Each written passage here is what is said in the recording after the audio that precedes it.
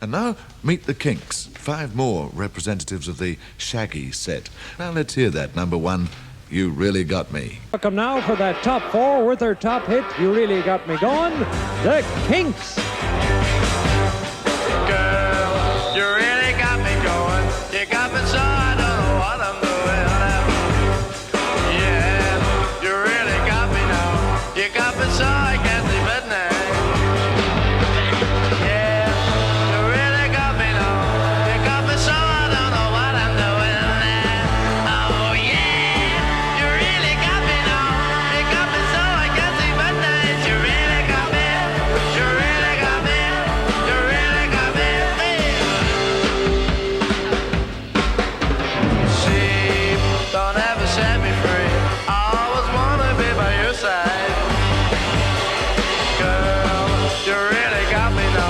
You got me so I can't sleep at night. Yeah, you really got me now. You got me so I don't know what I'm doing now.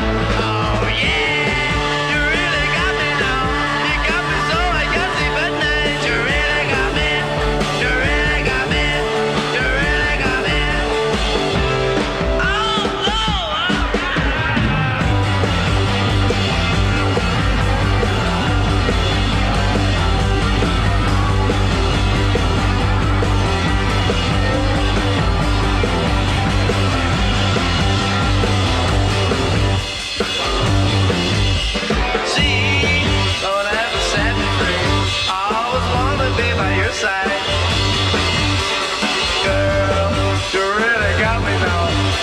So I can't sleep at night.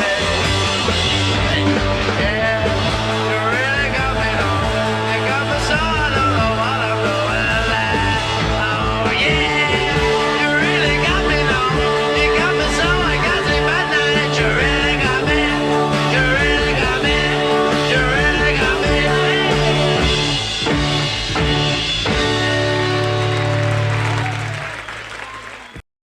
Growing up, my sisters had, like, there's 8 of us. There's me and Ray's older, and then there's 6 girls. And they each have their own particular taste and influence in music. But I think with the guitar, I think, you know, people like even like Bert Weedon, but he was like a sort of boogie-woogie type guitar player. And I think the biggest start or kickstart influence would have been Dwayne Eddy, and I went and I saw him at the Finsbury Park Empire with Mike Picker, my brother-in-law, when he had like Rebel Rouser he played and all these great twangies, and I think Dwayne would have been one of the first, and then it sort of went through all the Rick Nelson records, all James Burton's guitar picking, country style, and but I think it's really when Eddie Cochran really inspired me to think, hey, I can do this. You know, with the riffs and the cool singing, and he had the whole package. Singing, looks. He was really a good guitar player for that period. So he was a cool musician as well. So he was a big influence, guitar-wise, but everything was an influence. I started writing like most people do as a hobby, and I joined the Kinks. It was my brother's band. We were an R&B covers band, and they were giving us, we got a record deal. We had to do cover records, and I didn't really have any thought about writing songs. And some of the songs, the original songs they presented to us were so, I hate to say, awful, and so unlike the band.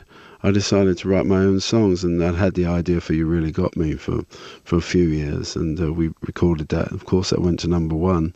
Then everybody thought I could do it, so people knocking at the door. And I'd written about 4 songs total, so I had to learn very quickly. Why do you wear your hair so long, lads? I think the girls go for it now.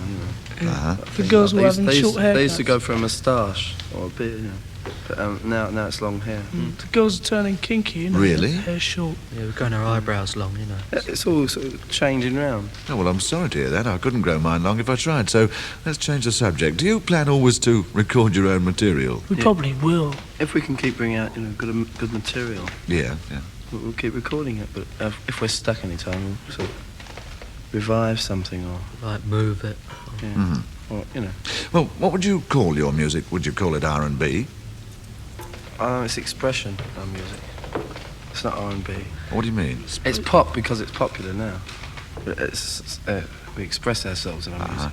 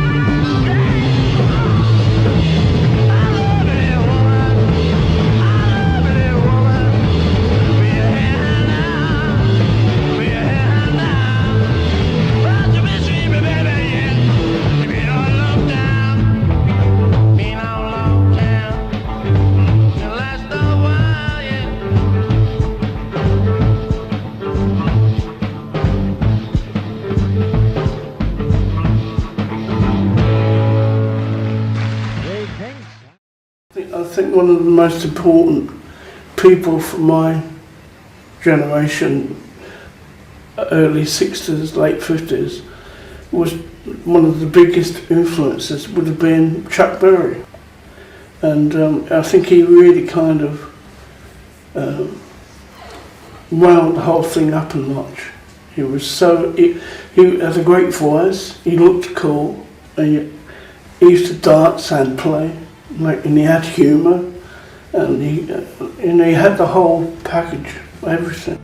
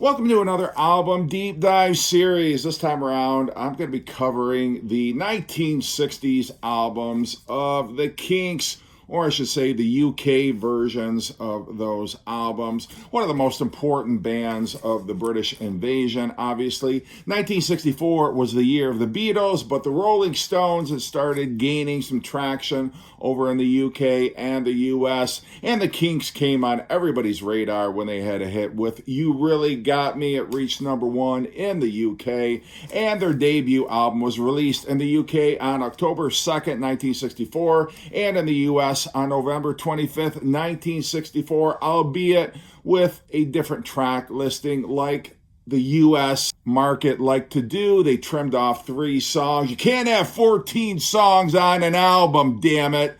So they took off 3 songs. In the U.S., we only got 11 songs, and we got an album that was titled You Really Got Me after their hit single. So how does this album fare? Well, honestly, I rank it about the same. I feel about it the same way that I do the Rolling Stones' first album, where it's interesting, it's enjoyable to listen to. It's by no means my favorite Kinks album. I do throw it on from time to time, but it's probably better than anyone expected it to be. But like most British invasion bands, first album, you had a mix of R&B covers, some Chuck Berry covers thrown in there, some blues songs, and a couple of original compositions from songwriter Ray Davies.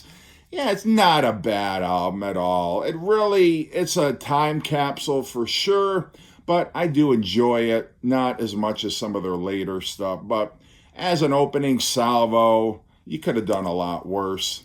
It was produced by Shel Talmy, and he's got 2 songwriting credits on here. And everybody calls bullshit on Shel Talmy because basically what he did is he took 2 public domain American folk songs, Bald-Headed Woman and I've Been Driving on Bald Mountain, and claimed credit for himself. How is that even possible? How can you just take two public domain songs and say, yeah, I'm crediting myself. I wrote those songs. But nonetheless, they wound up on the album because the Kinks, they didn't know any better. They're like, fine, put your songs on here along with all the rest. And I don't know that they had that much creative control, honestly, with what ended up on this record. But we did get some solid Ray Davies compositions. Two of the highlights for me are Stop Your Sobbing, which the Pretenders would cover in the late 1970s, and also, obviously, You Really Got Me.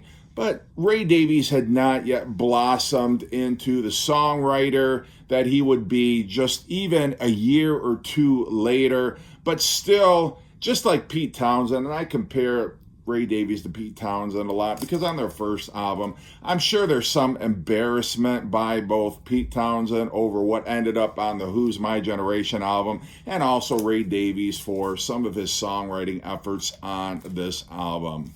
But you wouldn't expect right out of the gate he's all of a sudden going to be this magnificent songwriter, so you got to cut him some slack. All right, so let's get into the songs on the Kinks' debut album. And it starts off with Beautiful Delilah. The very first song we get is a Dave Davies vocal. It's a cover of a Chuck Berry song, Beautiful Delilah, and it sounds very much like a garage rock song. One of the first examples of garage rock you could probably point to. I love Dave Davies' harsh, husky vocal on here. A great way to kick off the album, and it's one of those songs that the Kinks really made their own. It blows away the Chuck Berry version. Now, normally when I put these together, I'm trying to do something a little bit different. Normally what I do is I just throw clips there and I provide some kind of video, but I thought just to shake things up a little bit, I'm going to actually have, just for ease of reference, I'm going to have the CD here on the turntable and go through, just listen to a little bit of each song and comment on it. So starts off with Beautiful Delilah and that great Dave Davies vocal.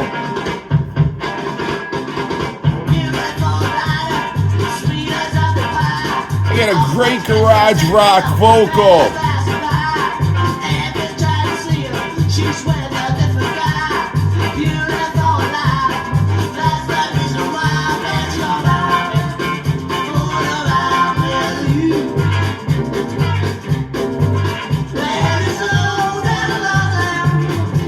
I mean, it really does. It surpasses the Chuck Berry version, if you've heard the Chuck Berry version. But there's such an enthusiasm. I love, again, I'm going to keep talking about how much I love Dave Davies' vocals, but he totally delivers it. The band behind him, it's an exuberant performance. What's not to love about this?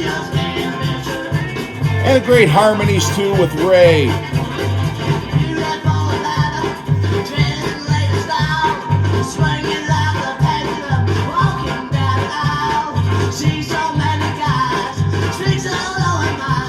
And you know, it kind of strikes me, the rhythm of this sounds a lot like You Can't Catch Me, which the Rolling Stones did a cover of on, I think it was their second or third album. But it's got that, and Chuck Berry's got that kind of rollicking rhythm, which I'm sure he recycled for a number of his songs. But great way to kick off the album. So the next song that we get is So Mystifying, our first Ray Davies composition to appear on the record.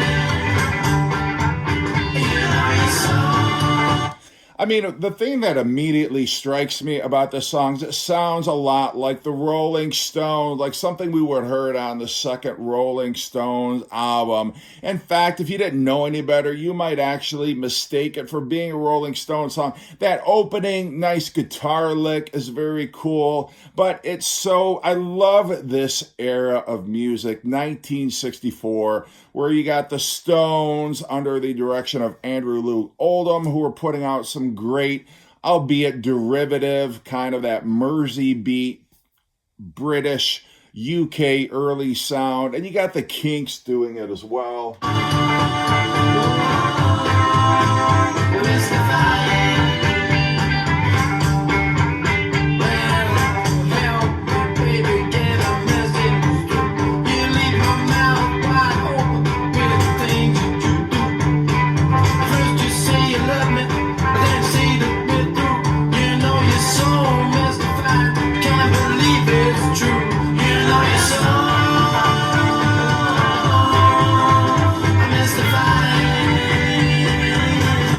I mean, I guess a Rolling Stones song that this probably reminds me the most of is It's All Over Now, I guess. I definitely get that feel for it, but I like it a lot. I mean, for a first round of compositions, and Ray Davies' vocal maybe isn't as confident as it would be on subsequent albums, but it's a great song. I like it a lot. It works for me.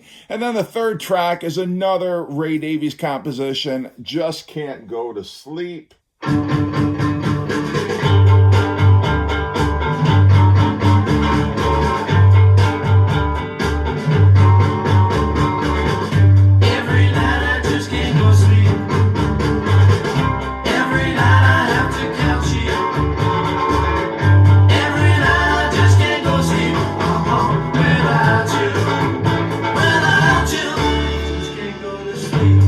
And this is a song, when I'm talking about Ray Davies, I'm sure cringes when he either listens to the song or looks at the lyrics. Every night I just can't go to sleep, rhyming with counting sheep. And it's a basic boy-girl love song. There's not a whole lot of substance to the lyrics. The arrangement is okay. Not one of Ray's stronger tracks, but it's not offensive either. I don't skip over this song. It is what it is. It's early British invasion rock and roll, and I do dig this one a lot. The fourth track is Long Tall Shorty. It was a song written by Don Covey and Herb Abramson. I'm not sure who the original artist that covered it was. I could look it up, I suppose, but I'm not going to. But it reminds me a lot of a song called High Heel Sneakers. Got the same rhythm, the same cadence and everything. This is one of those, I guess if you wanted to call a song filler, here you go. Is it magnificent? No. It's just there. And I'm not saying they don't perform it well, but not one of the more impressive songs on the album.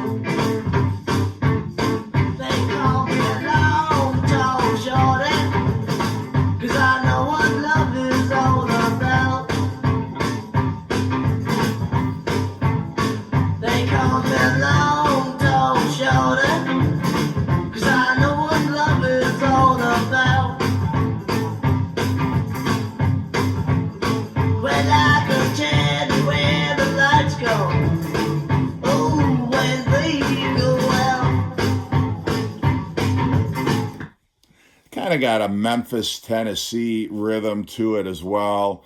But yeah, nothing special to write home about. I'm pretty sure that's Dave Davies on vocals. I can't find anywhere definitively that it is, but it totally sounds like Dave Davies. So track number 5 is another Ray Davies composition, I Took My Baby Home.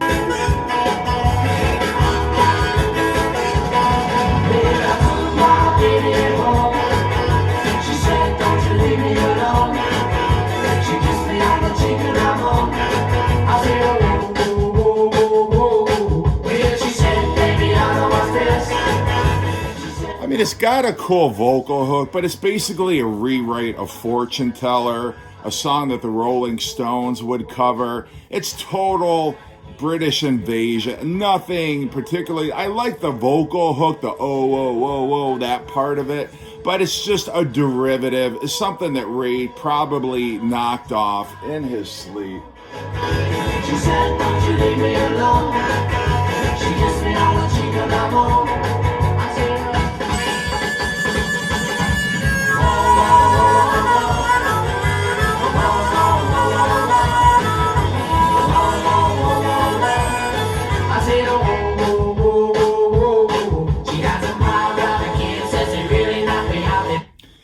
So So yeah, I mean, it sounds not altogether different from those very early Rolling Stones singles where the potential's there, it's just not fully realized, but it's an okay song. And then we got another one of those covers that I feel like the Kinks were forced into recording, probably didn't have much enthusiasm for it. I'm a lover, not a fighter. Way before Michael Jackson co-opted that phrase. I'm a lover, not a fighter.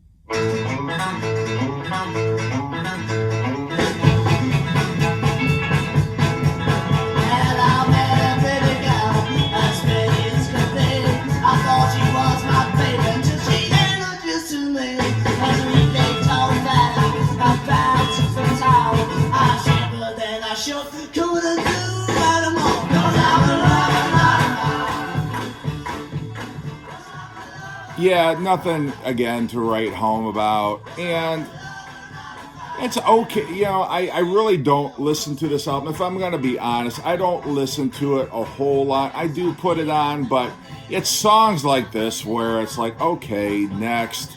Nothing real special here. They cover it. I mean, they perform it fine. They perform it with as much enthusiasm as they can muster.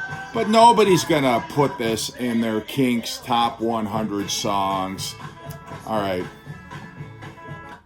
And then side one closes out with, do I even need to play it?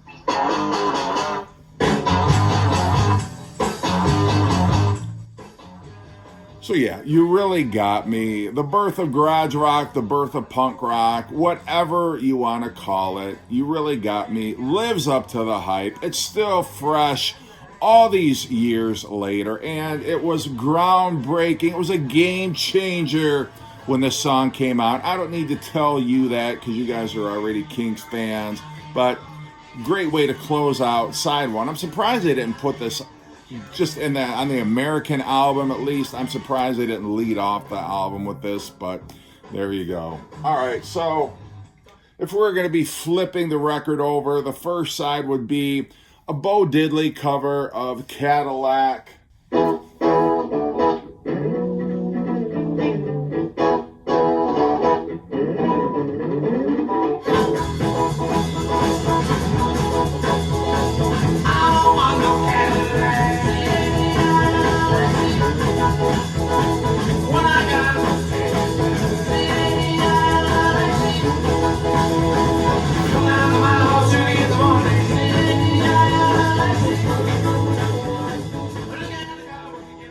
So it's a good song. The Kinks perform it really well. I don't know that they made it their own necessarily, but you know, they were as good as the Rolling Stones at reproducing some of these. And I'm sure this is a song that the Kinks really enjoyed sinking their teeth into. Bo Diddley obviously is an icon, and they do a passable version of it. The next track is Bald-Headed Woman, the Shel Talmy song. And by the way, The Who also covered this. It was the B-side of I Can't Explain. They didn't do it any better than the Kinks do. I don't want no bald-headed woman. And like the unmitigated, can I just say, I'm sorry, the unmitigated gall of Shel Talmy to be like, okay, Who, I know the Kinks already covered this, my song, but you're going to cover it too. I mean, it just makes you sick. And I know the Who were no Shel Talmy fans, but still. Anyway. Gonna make me mean, yes. Make me mean. I don't want no sugar in my coffee. Gonna make me mean, yes. Make me mean. I don't want no sugar in my coffee. Make me mean. I'm not going to play any more of it than that. It's basically the Kinks kind of sleepwalking through this song. I do not care for it. I didn't care for it. I think the Who's version is a little better, but I'm just not a fan of the song. Any way you want to slice it. And then we have Revenge, which is a Ray Davies co-write with Larry Page. And a lot of these songs are very brief. This one's only 1 minute and 29 seconds long.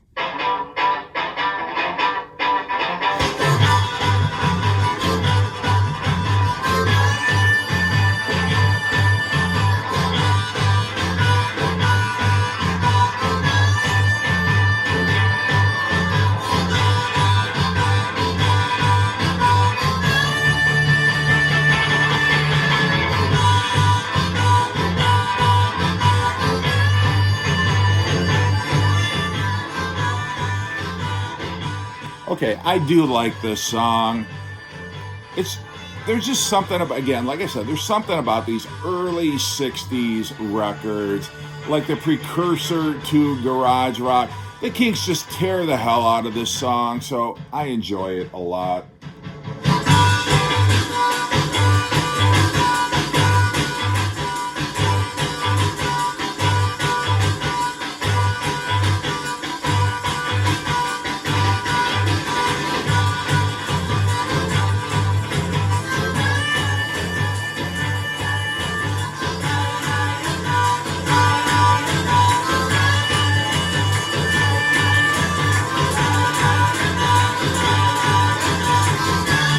Kind of like equivalent to the Rolling Stones' Now I've Got a Witness off of their first album, but I'm not gonna lie, I like it, okay? I like it, and you know, a lot better than Bald Headed Woman, I'll put it that way. Okay, next one is another Chuck Berry cover, Too Much Monkey Business.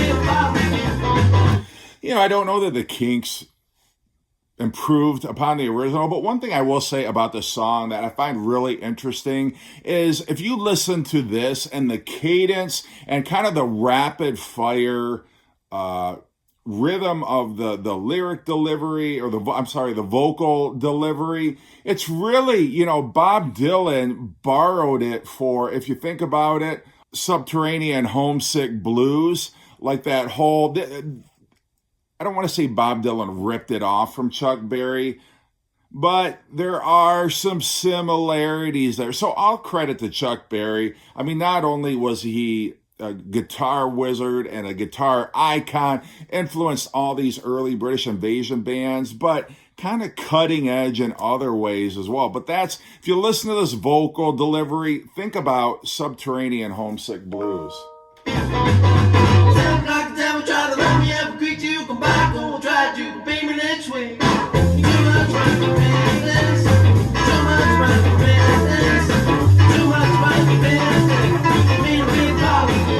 All right, enough of that song. Now the next one is another Shel Talmy composition, I've Been Driving on Bald Mountain.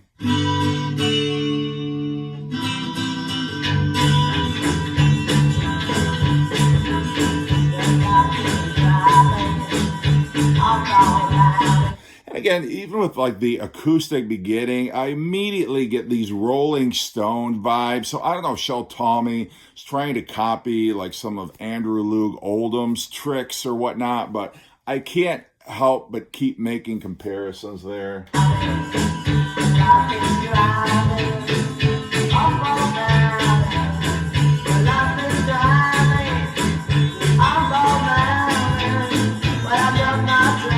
Yeah, I mean, I'm not going to play anymore. It's basically what it is. Nothing special, nothing extraordinary. You know, it's just one of the songs that kind of drags the album down, if I'm being honest.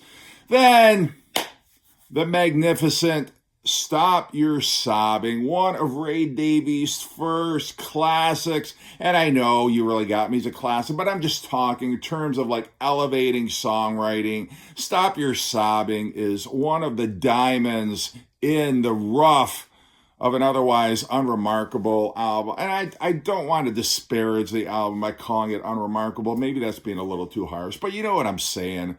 It's spotty, okay? But it is time for you to stop all of your